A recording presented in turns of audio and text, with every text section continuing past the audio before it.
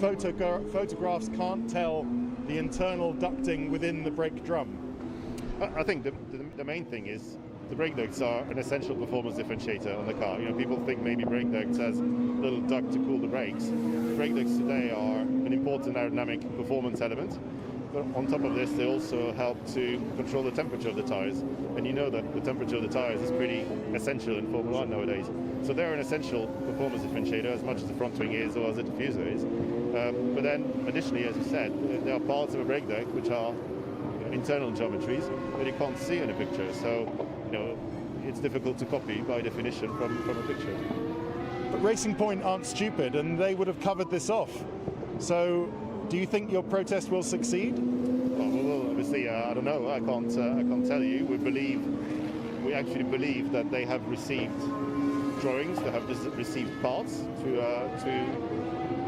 which they use to build their car this year. So we believe this is not right. If this is not the case, then we'll see. We'll see the investigation of the FIA. We'll see what the stewards think about it. Okay. Do we know when we're going to get a result? I think it's going to be a matter of weeks for the FIA to carry the investigation. And what would happen if you won and they lost? Would they not be able to race this year's car? Would they have to go back to last year's car? Well, I think really it depends. You know, we made our protest on the brake ducts, as you said, and certainly if these brake ducts. It can be still a good afternoon if the weather is bad. No, it's not fantastic, the weather at the moment. So hopefully we get some running in. Yeah, okay, so answer this question then. Are you going to do lots of running, or are you going to just sit in the garage and wait till the track dries out a bit more? As always, in the middle. We're doing some running because I cannot get you one wrong. Yeah, exactly. Yeah. No, we try to get some running in because tomorrow there's a big chance that it's raining all day long. So we need to learn as much as we can, but not taking too many risks, obviously. So depends also how much is picking up or maybe dying down even the rain. So we need to wait a little bit longer, but I think we go out there and run for sure. How does your car fare in the rain? Do you think that, I know you feel that you're down a bit on power this year, but do you feel that it's a bit more of a leveler when the rain comes in? It should be, because on this type of circuits we can put the full downforce on, and that on rain obviously helps, as you well know. So hopefully it is better. This afternoon it was okay in the morning, so we can see that downforce helps, but in the rain you need as much as possible, and I don't know what the other ones can put on. Yeah, it's Johnny speaking. How are you, buddy?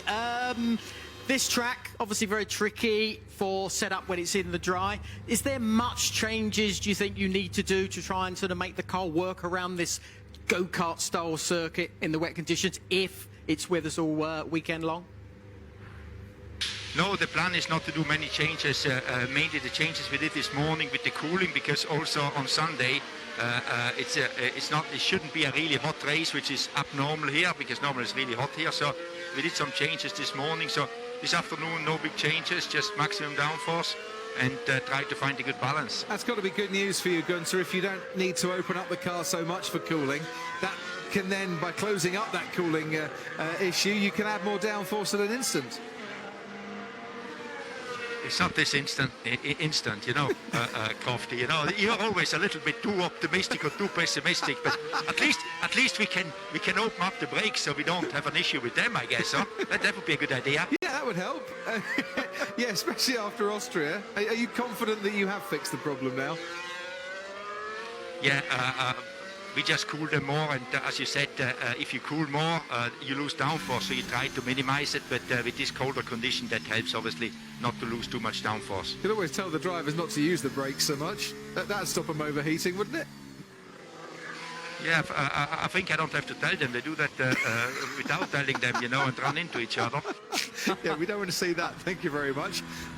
Last week, by the way, I rather sarcastically said that Kevin had got past Roman and they hadn't hit each other and taken each other out. Was it a bit of team orders, or were they actually properly racing each other in the opening stages? No, it was team orders. It was so difficult because as soon as you get in the DRS zone, the guy behind is closing in and can overtake. But we were trying to get the Alfa Romeos, and then we just tried who can ever go at them and swap them over a few times. And that's not good for ourselves, because you always lose time when you overtake each other. But there was nothing else we can do, because they were all over each other the whole race long, which was quite annoying, you know. Yeah, well, that's what happens when they qualify right next to each other. But at least the drivers accepted what you were saying, took it as being better for the team. Yeah, I guess so. I think they realized after I told them the third or fourth time that now they have to start to listen, you know. They do eventually. Gunther, thanks ever so much for joining us. Great to chat to you.